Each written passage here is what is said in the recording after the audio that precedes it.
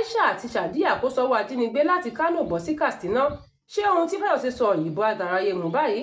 Sẹ́nitọ̀ Yayi ti gbé ìgbésẹ̀ tuntun láti ṣàtìlẹ́yìn fún Ògògó. Ǹjẹ́ ti gbọ́ wípé gómìnà Adémọ́lá Adélékè ti gba sátífíkẹ́ẹ̀tì láti máa bá iṣẹ́ lọ ní ìpínlẹ̀ Ọ̀ṣun. Mo ti dáríjì ẹ̀yin alátakò gbogbo. Adélékè ti sọ̀rọ̀. Kí ni àwọn ilé ìjọsìn tó fẹ́ fi òkú ṣe nínú ṣọ́ọ̀ṣì? Kàyéfì ńlá lèyí o.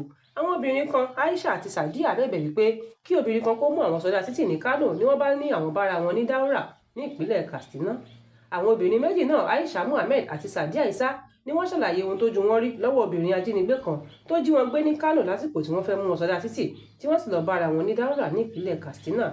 Aisha tó bá àwọn oníròyìn sọ̀rọ̀ sọ pé ara òun ṣẹ̀ṣẹ̀ ń padà bọ̀ sípò ni ò nítorí pé ohun táwọn rántí mọ̀ ni pé obìnrin kan ló ran òun lọ́wọ́ mú àwọn sọdá ojú ọ̀nà ìpínlẹ̀ Kánò ṣùgbọ́n àwọn kò mọ ohunkóhun mọ́ táwọn fi làjú ní Katsina báyìí. Ó ní níṣẹ́ làwọn béèrè lọ́wọ́ àwọn obìnrin kan wípé báwo ni àwọn ṣe débí ṣùgbọ́n àwọn ṣàdúpẹ́ wípé orí padà kó àwọn yọ nínú ewu yìí. Ojoojúmọ́ là ń gbàdúrà wípé kí Elédùà kó yà wá ya ìṣù àbírú ọ̀rọ̀ wo tún leléyìí tí Fáyọ̀ṣe tún sọ yìí o. A gbọ́ pé níṣe ni Fáyọ̀ṣe fún Adémọ́lá Adélékè ní ìkìlọ̀ tó lágbára lórí bó ti ń yọ̀ fún bó ti jáwé olúborí ní àìpẹ́ yìí. Ó tẹ̀síwájú pé kí gómìnà Adémọ́lá Adélékè ó má ṣe yọ ayọ̀ àyọ̀jù tàbí ṣe fáàrí lẹ́yìn ìṣẹ́gun rẹ̀ ní Ọ̀ṣun. Ó ní kó rántí bí ìjọba àpapọ̀ ṣe fìdí agbára múlẹ̀ nígbà ìdìbò Èkìtì ní ọdún 2018. Ó ní òun tún fẹ́ kí gómìnà Adémọ́lá Adélékè ó rántí wípé ṣáájú ìdìbò Ọ̀ṣun lòun gba ìpè kan wípé ìjọba àpapọ̀ fẹ́ gba Ọ̀ṣun lọ́wọ́ Adélékè ṣùgbọ́n níṣe ni wọ́n tún yí èrò wọn padà ní o. Ó sì tún ṣe ìkìlọ̀ wípé kí Adélékè ò ṣọ́ra kí wọ́n bá ṣe lérò wípé òun ti ṣẹ́gun pátápátá. Ọpẹ́ o, Sẹ́nitọ̀ Yayi ti gbé ìgbésẹ̀ pàtàkì fún Ògògó láti rí dájú wípé gómìnà ìpínlẹ̀ Ògùn mú àwọn dókítà àmọ̀já tí wọ́n mọ̀ nípa àìsàn jẹjẹrẹ wá láti tọ́jú Ògògó. A tún gbọ́ pé wọ́n ti bẹ̀rẹ̀ ìtọ́jú tó péye fún un àti pé à ń gbàdúrà pé kí Ọlọ́run fún un ní agbára kí ìtọ́jú náà lè bọ́ sí àṣeyọrí. Wọ́n sì tún rọ àwọn ọmọ Nàìjíríà pé kí wọ́n dẹ́kun láti máa gbé ìròyìn fègì káàkiri.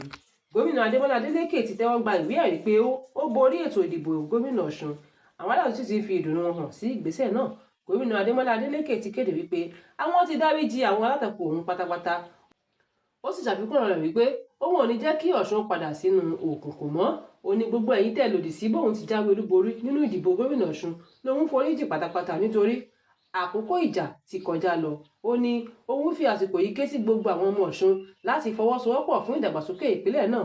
Ó lóun fi àsìkò yìí ṣèlérí pé Ọ̀ṣun ò ní padà sínú òkùnkùn mọ́ láéláé. Òkú obìnrin kan ni wọ́n rí nínú ọgbà ilé ìjọsìn kan tó wà ní àdúgbò Ọbẹ̀làwọ̀ ní ìlú Òṣogbo tí í ṣe olúìlú ìpínlẹ̀ Ọ̀ṣun. Wọ́n sì ti gé ẹ̀yà ara obìnrin náà lọ èyí tó sì hàn gbangba wípé ọrùn ọwọ́ àlàáfíà obìnrin náà ni wọ́n ti gé lọ yẹn ṣùgbọ́n iléeṣẹ́ ọlọ́pàá ti bẹ̀rẹ̀ ìwádìí lórí rẹ̀. Fún àkọ́tún ìròyìn ẹ tẹ̀lé wa lórí ìkànnì Yorùbá Space TV lórí ayélujára Facebook àti YouTube. Tèmítọ́pẹ́ Hassan ló ń jábọ̀ ròyìn sétí ìgbọ̀nyín. Ire o.